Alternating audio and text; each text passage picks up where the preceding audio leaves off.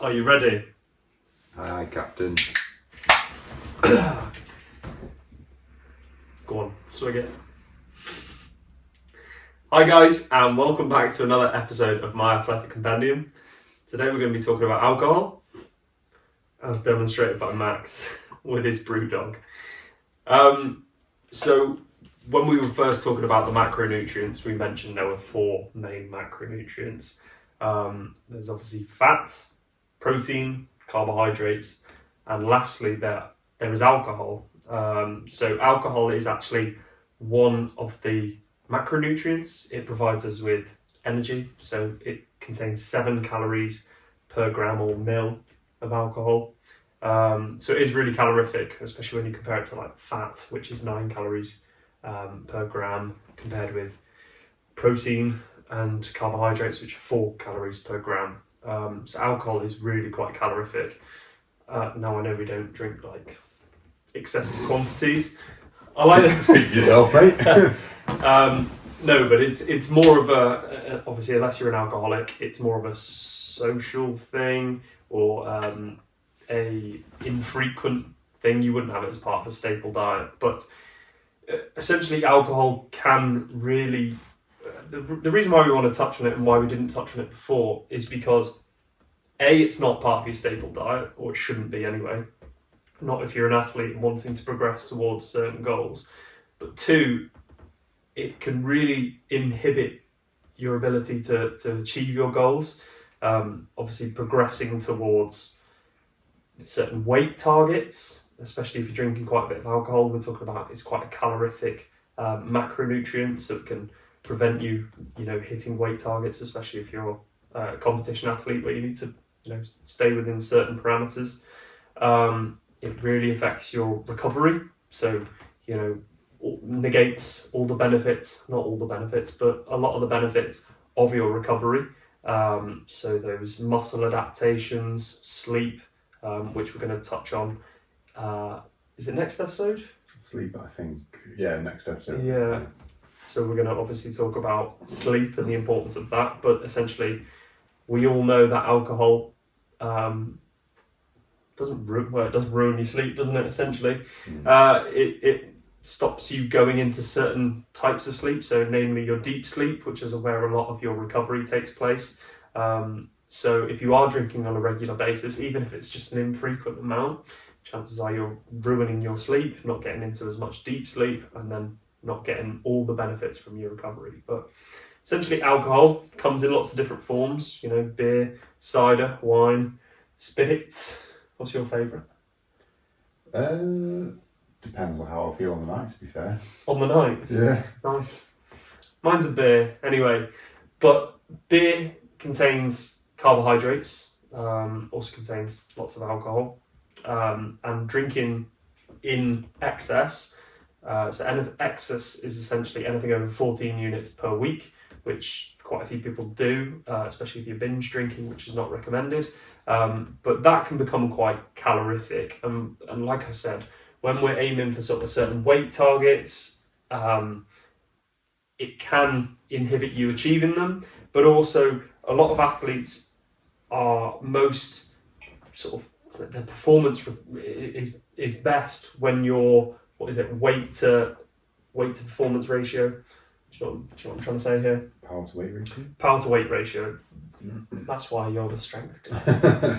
But essentially, it's your strength to weight ratio. Now, if you're drinking excessively on a frequent basis and you're gaining weight because of the alcohol you're consuming, not only that, but alcohol generally at the end of the night, most people pair it with a calorific amount of food. Like a takeaway, a kebab, for example, it's like 500 calories, 600 calories, even a pizza, which is 1,000 calories. If you're doing that on a weekly basis, you will be gaining weight. But the way alcohol is metabolized is it's predominantly goes into fat storage.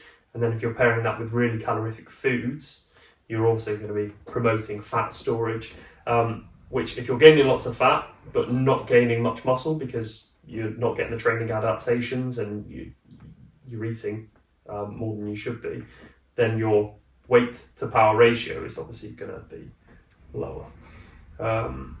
So, Max, Tell me a bit about alcohol. In terms of strength, in terms of power. So we all know how, alcohol can have an impact on us the next day, the following day. If say, you have your game on your Saturday, you go out for some beers afterwards, it gets a bit out of hand, and you wake up with a bad hangover and some really bad decisions. Speaking from personal experience. So this can have obviously an impact on the next day, but it can also sort of knock into the next day and the next day. Like I for one personally don't, if I have a particularly heavy session, I'll still kind of not feel 100% myself, even 3 days after, 4 days after. Yeah. Which is quite significant. Yeah, massively, especially if you're, working towards a goal or you're following a certain training program. Yeah. Massively. Yeah, I that is, me personally, I suppose that's not something that's necessarily, backed by any science, but... Well, everyone's different, aren't they? The way people metabolize alcohol, so, if you're younger, but when I'm saying younger, I mean sort of 18 to 21, you do metabolize alcohol better than when you're older. Sex is also a big factor. Men tend to metabolize alcohol a lot better than women. I don't know. Yeah, which is why there used to be the recommendations that men could drink more than women. Oh. That was also partly because men tend to be bigger and could probably, because they're bigger in terms of weight to alcohol intake, can probably manage a bit more.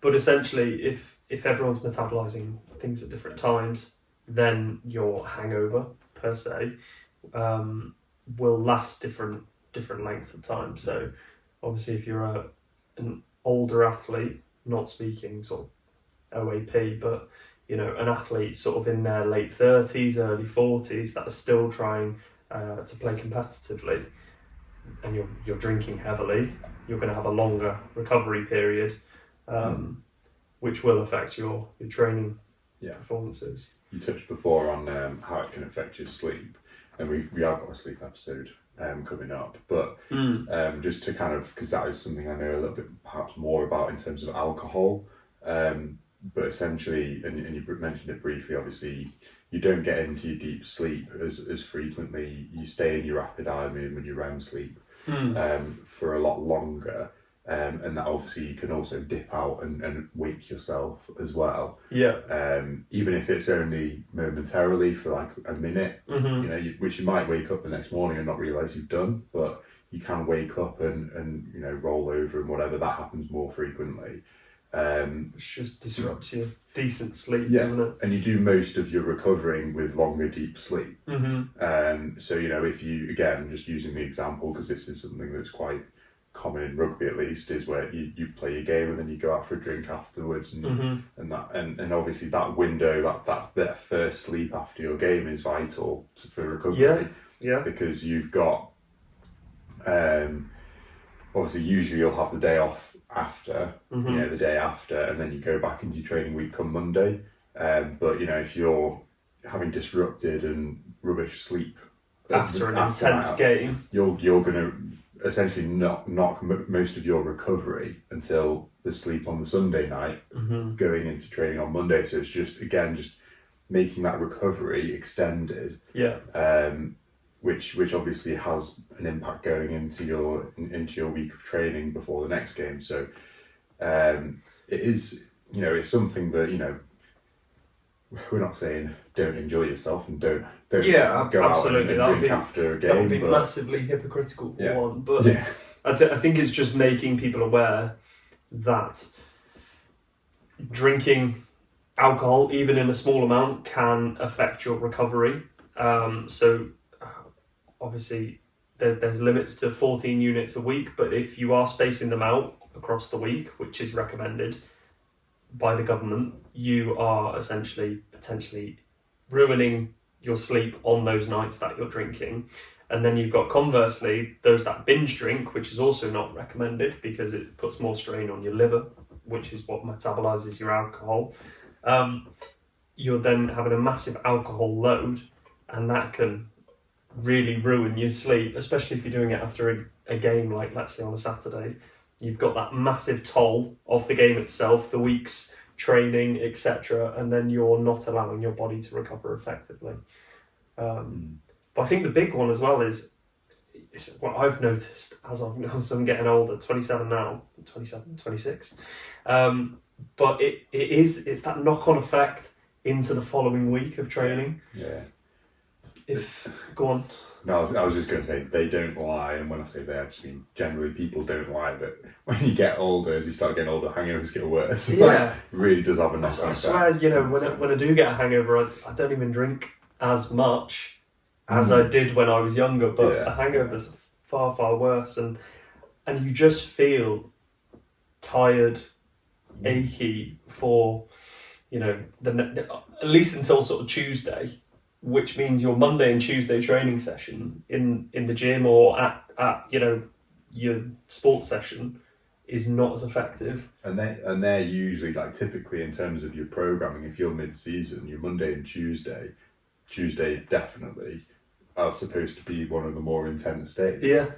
So you're recovered for Saturday. So that you're in good stead for the Saturday, exactly. So, if you do start, still feel those effects of a hangover on, going into a Tuesday, they're meant to be your heavy days. So it's something to think about. And again, like me personally, how I manage myself, I'm not the biggest drinker in the world anyway, to be fair. Yes, when I do drink, I do probably go too heavy for me, but I don't do it very frequently. But the good thing about that is the fact that, I might, when I go out for a drink, I might have too much, and then it does have an effect on my week. But because infrequently, I can still push forwards in terms of my athletic performance. I can You're still hitting your goals. I'm still hitting my goals. I'm still progressing. I'm still following my program. It's just on the occasion that I might. And if you can link that up with having a bit of a deload week as well, so it's going to be a lower intensity anyway, then kind of happy days, really. Yeah. I think that leads on quite well to, like you said a minute ago, we're not saying don't drink alcohol, not because it'd be hypocritical, but actually you've got to think of almost the benefits as well of alcohol. Like I know as a healthcare professional, you're not meant to advocate alcohol, but in terms of done moderately within safe legal limits, I say legal, but safe regulated limits, it is actually a good tool for socialising. Yeah. There's, in terms of, I'm speaking just from a rugby perspective, but how many times, do you get the bunch of guys together, you're having just a couple of drinks and you're not absolutely over the limit, but you're just socialising a bit more, everyone's having a beer, having a laugh, and actually it brings the team together on a social level, which is only going to benefit the team performance if you know the man next to you a bit better and can have a laugh with them. So, which I mean, I know you signed with a new club recently as well, but I have this season. It's a new club that I have played for before, so I know a lot of the players already. But we had a bit of a drink on the coach on the way home from our first game of the season, and there's a lot of lads who I didn't really know very well. Yeah. So it just allowed me to have, again, that kind of, not confidence boost, but the kind of let your guard down and you're able to have conversations with lads who you've not met before or you're getting to know a little bit better. And then, after that following week, I felt just a little bit more comfortable at training, a little bit more like I can have a bit more fun and I don't have to, do you know what I mean? Like, yeah, exactly. I do know what you mean. And again, it's difficult to say this in the podcast because we're not advocating, you go out drinking lots of alcohol, but it does have that, releases your inhibitions. Yeah.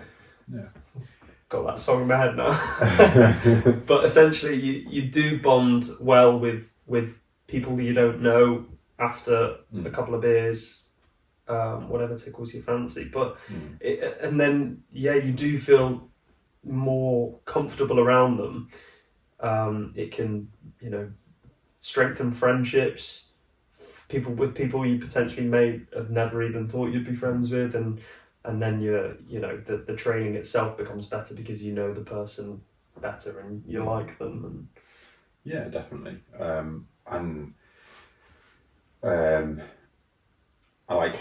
I personally think that, kind of extending on to that is if you have a game, have a fixture on the weekend, and then, you kind of plan to have a bit of a social after, you kind of, I don't know about you, but I feel like going into that game, knowing that I'm going to have a good time after, I can really kind of go for it in the game a little bit more because I know that I'm going to have a bit of a social after. right. Is that just me? I just play hard anyway. Okay, fine. at a low level. You're playing at a decent level, yeah. But yeah, I don't know, maybe that's just me, but I'm not saying that I hold back any other time, but you know what I mean. It's a difficult one because that's why we've sort of left it so long to talk about, but yes, it has a negative effect on health. There's lots of studies that show alcohol negatively affects recovery, health itself, can damage brain cells, but it does also have that effect of improving socialization. There are studies that show that. So done within moderation and in a sensible manner, it can actually be a really useful tool. But then, like you said, if you've got a heavy training block the week after, maybe it's not the best time to go out on a big session, and maybe try and pair it with the deload and do it infrequently. I think that's the important message, is not doing it every week, not doing it every day during the week, drinking alcohol, but maybe doing it every now and then, more of like a socializing thing, let your hair down per se. Yeah, for sure. I think, like most things in life, is everything's healthy if done in moderation. If you overconsume anything, it's not healthy. It's that good old cliche when I tell people I'm a dietitian, they're like, yeah, just everything in moderation. And do you know what? Sad as it is true. Yeah. If you just ate chicken, it's high in protein, but if you just eat chicken, that's all you eat, you're going to have massive deficiencies in lots of vitamins and minerals. You're going to have no glycogen. You're not going to have any fun because you're not having any alcohol. Exactly. I think that's a fair point. Yeah.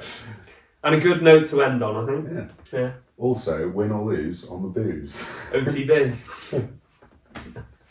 Lovely. Thanks for listening, guys. Next week we're going to talk about sleep, so stay tuned. Thanks.